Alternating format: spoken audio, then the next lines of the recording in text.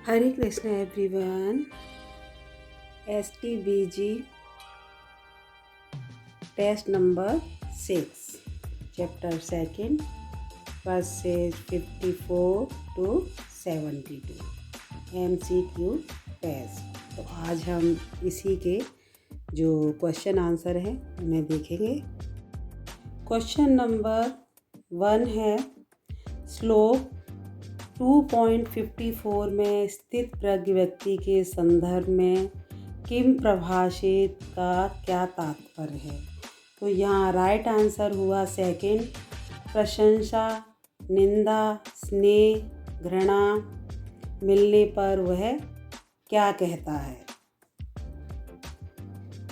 Question number second है, श्लोक 2.55 के अनुसार एक व्यक्ति तब स्थित प्रज्ञ कहलाता है जब उसकी स्थिति सेकंड और ये थर्ड दोनों राइट हैं, उसका मन शुद्ध और वह केवल आत्मा में संतोष पाता है, वह इंद्रिय सुखों की इच्छाओं को छोड़ देता है, मतलब उसे इंद्रियों को सुख देने की आवश्यकता नहीं है, केवल वह कृष्ण भावना भावित रहना चाहता है। नंबर थर्ड है, ये भी 1 मार्क का है, जब स्थित प्रज्ञ के जीवन में कुछ अच्छा या बुरा होता है तो वह किस प्रकार व्यवहार करता है। तो इसका राइट आंसर हुआ थर्ड, वह दोनों पर अप्रभावित रहता है, चाहे उसके सामने दुख है सुख है, कोई भी अच्छा प्रभाव पड़े गलत प्रभाव पड़े, दोनों में उसकी स्थिति सेम होती है। क्वेश्चन नंबर 4 है, कृष्ण किस उदाहरण से इंद्रियों को इंद्रिय विषयों से वापस खींचने की प्रक्रिया को समझाते हैं। तो इसका राइट आंसर हुआ सेकंड, कछुआ जो अपने अंगों को अपने कवच में समेट लेता है। उसी तरह जो व्यक्ति है वो इंद्रियों को, जो इंद्रिय विषय वासना से उनको दूर खींच लेता है। क्वेश्चन नंबर 5 है, क्या चीज़ एक व्यक्ति को इंद्रिय विषयों के स्वाद से मुक्त करने में मदद करती है।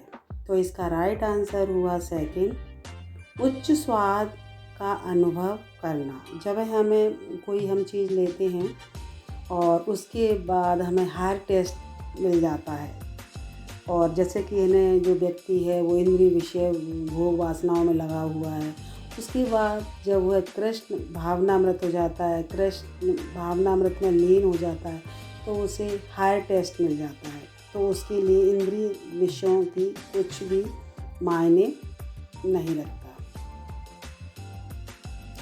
क्वेश्चन नंबर 6 है, गुस्से के उत्पन्न होने के क्रम को 1 से 4 तक रैंक करें। तो यहाँ पर जो इंद्रिय विषयों पर जब हमारा ध्यान जाता है, नंबर 1, सेकंड उसके प्रति आसक्ति बढ़ती है, थर्ड लस्ट काम की उत्पत्ति होती है, और फिर हमें जब वो काम नहीं होता तो हमें क्रोध आता है कोई कार्य न पूर्ण होने पर। तो ये हो गया 4th नंबर। क्वेश्चन नंबर 7 है, भौतिक संसार में गिरने के क्रम को 1 से 4 तक रैंक करें। क्रोध की उत्पत्ति हुई, सेकंड उसके प्रति मोह जागा, फिर थर्ड है स्मृति का भ्रम होना, उसके बाद बुद्धि हमारी भ्रष्ट हो जाती है, बुद्धि का नाश हो जाता है। तो ये 4th नंबर। हमें पता ही नहीं होता कि हमारे लिए ये कार्य उचित है अनुचित है, और हम इंद्रिय भोग मतलब भौतिक सुख साधनों में इतने संसार में इतने लिप्त हो जाते हैं कि हमें पता ही नहीं होता कि हम क्या कर रहे हैं। क्वेश्चन नंबर 8 है, श्लोक 2.66 के अनुसार जो व्यक्ति परमेश्वर कृष्ण चेतना से जुड़ा नहीं होता, उसका परिणाम क्या होता है? कृष्ण चेतना से हमें जुड़ने की आवश्यकता कितनी है, क्यों है, ये सब जब हम स्पिरिचुअलिटी को अपनाते हैं तो हमें पता चलता है। तो इसका राइट आंसर हुआ फर्स्ट एंड थर्ड।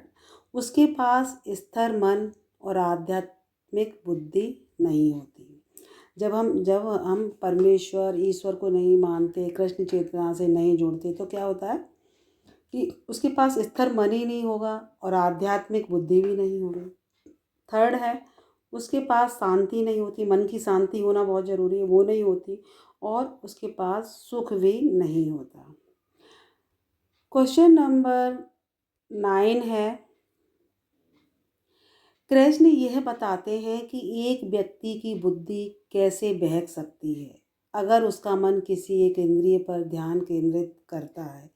इसके लिए कृष्ण किस उपमा का प्रयोग करते हैं यहाँ? तो राइट आंसर हुआ फोर्थ, पानी में नाव को बहा ले जाती तेज हवा। जब तेज हवा आती है तो जो नाव है वो पानी में उस नाव को बहा ले जाती है। इस उपमा का उन्होंने यहाँ उपमा बताई है। क्वेश्चन नंबर 10 है, श्लोक 2.71 के अनुसार कौन सी चीज़ एक व्यक्ति को शांति प्राप्त करने में मदद कर सकती है? तो right answer second and fourth. Second, स्वामित्व का त्याग करके झूठे अहंकार से मुक्त होना है, और सभी इंद्रिय सुखों की इच्छाओं का हमें त्याग करना होगा, तभी हम कृष्ण भावना भावित हो सकते हैं। क्वेश्चन नंबर 11 है, राग द्वेष विमुक्ति अस्तु विषय इंद्रियश्चरन् आत्मा प्रसादम अधिगच्छति। तो इस श्लोक में प्रसादम अधिगच्छति का अर्थ पूछा गया है कि इसका अर्थ क्या है? तो इसका राइट आंसर हुआ ईश्वर की संपूर्ण कृपा को प्राप्त करना। ईश्वर की पूर्ण कृपा को प्राप्त करना। और इसका हम अर्थ भी देख लेते हैं कि समस्त राग तथा द्वेष से मुक्त एवं अपनी इंद्रियों को संयम द्वारा वश में करने में समर्थ व्यक्ति जो होता है वो भगवान की पूर्ण कृपा प्राप्त कर सकता है। ये इसका अर्थ भी हमने यहाँ जाना। क्वेश्चन नंबर 12 है, यहाँ वर्स को कंप्लीट करना है। तो यहाँ जो फर्स्ट लाइन है वही है ना, ब्लैंक है, तो उसे हमें कंप्लीट करके इस श्लोका को कंप्लीट करना है। तो इसका राइट आंसर हुआ सेकंड, या निशा सर्वभूतानां तस्यां जागर्ति संयमी यस्यां जागृति भूतानि सा निशा पश्यतो मुनि। इसका हम यहाँ अर्थ भी देख लेते हैं। या निशा मतलब जो सब जीवों के लिए रात्रि है। निशा मीन्स रात्रि। जो सब जीवों के मतलब सोने का जो समय है, और वह आत्म संयमी जो आत्मनिरीक्षक व्यक्ति है उसका वही समय जागने का है।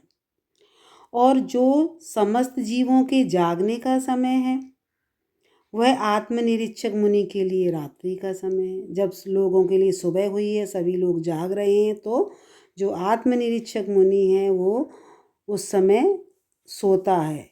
तो यहाँ पर जो एक श्रेणी के जो मनुष्य हैं वो इंद्रिय तृप्ति के लिए भौतिक कार्य करने में निपुण होते हैं, जो इंद्रियों की तृप्ति करना चाहते हैं। और दूसरी श्रेणी के जो मनुष्य हैं आत्मनिरीक्षक हैं, जो कि आत्म साक्षात्कार के अनुशीलन के लिए जागते रहते हैं, और वह कृष्ण भावना भावित होकर के एक ईश्वर को मतलब आत्म साक्षात्कार के अनुशीलन के लिए ही जागते हैं। तो यहाँ 1 to 12 क्वेश्चन यहाँ कंप्लीट हुए। हरे कृष्णा, हरि बोल।